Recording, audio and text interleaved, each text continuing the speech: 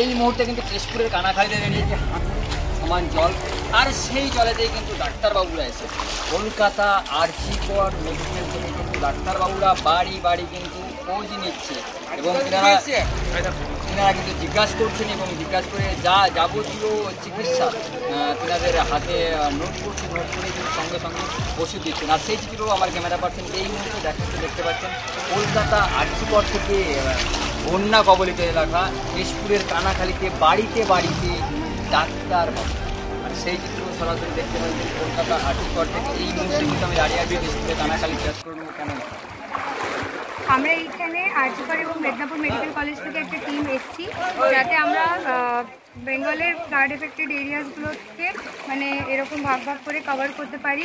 আমরা ডাক্তার, তো আমরা যেটা পারি আমরা হচ্ছে কি চিকিৎসা পৌঁছে দিতে পারি আর হচ্ছে কিছু ত্রাণ বিতরণ করতে পারি। আমাদের যতটুকু সামর্থ্য আমরা সেইটুকু করার চেষ্টা করছি।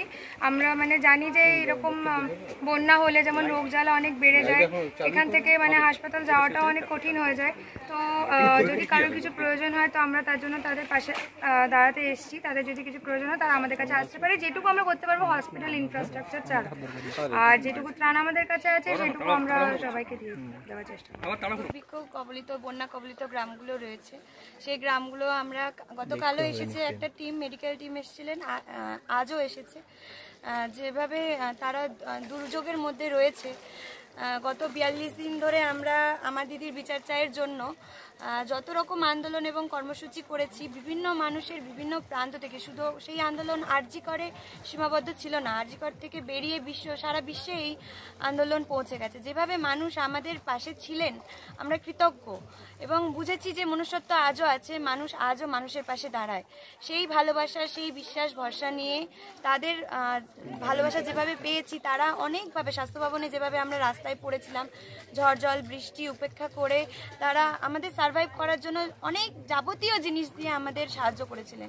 সেই সাহায্য, সেই ভালোবাসা আমরা ভাগ করে নিতে আজকে বন্যায় কবলিত যে এলাকাগুলো আছে সেখানে এসেছি। এর আগে কেশপুরে গেছিলাম, আজ এখানে এসেছি। আপনারা দেখতে পাচ্ছেন গতকালও ওই বাচ্চা বাচ্চা ভাই বোনেদের কাছে যখন জিজ্ঞাসা করছি এই জল এতটা উঠে গেছিলো। পিছনে দেখতে পাবেন বিভিন্ন জায়গায় বিভিন্ন ক্লিনিক, প্রাইমারি স্কুল সেগুলো ভেসে গেছে এবং জল অনেক দূরে উঠে গেছিলো, আজ একটু কমেছে। তো তাদের প্রাথমিকভাবে চিকিৎসার জন্য যে চিকিৎসা সামগ্রী, ওষুধ, জ্বর জ্বালা, পায়খানা, বমি এবং সবথেকে বড় হচ্ছে মেয়েদের মেনস্ট্রুয়াল হেলথ, সেটা যাতে করে মেনটেন থাকে। শুকনো, এরা বেশিরভাগই হয়তো তাদের কাছে প্যাড পৌঁছায় না, শুকনো জামা কাপড় তো তাদের কাছে নেই, তারা কিভাবে এই সময়টাতে দিন কাটাবে।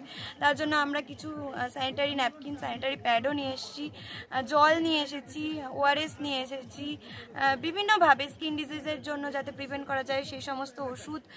ডাক্তাররা আজ আরজিকর থেকে বিভিন্ন ডিপার্টমেন্টের ডাক্তার আমার সাথে আছেন, ডাক্তার গাইনি, উনি গাইনি ডাক্তার, ওনারা সবাই রকম এসছেন যাতে করে এই বন্যার জল ডিঙিয়ে তাদেরকে না যেতে হয়। আমরা এসেছি ভালোবাসা পৌঁছে দিতে, মানে আমাদের মানুষের পাশে আছে এই ভরসাটা দেওয়ার জন্য। ওনারা আমাদের পাশে ছিলেন, আমরা ওনাদের পাশে আছি এবং তার সাথে এটা বলার জন্য ওনারাও যেন হাল না ছাড়ে এবং আমরাও যেন আমাদেরকে ওই হাল ছাড়তে না দেয়।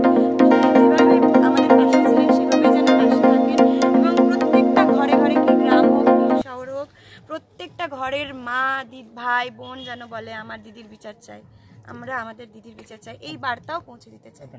আমার নাম সুচিস্মিতা মজুমদার, আমি আরজিকরের নার্সিং স্টাফ।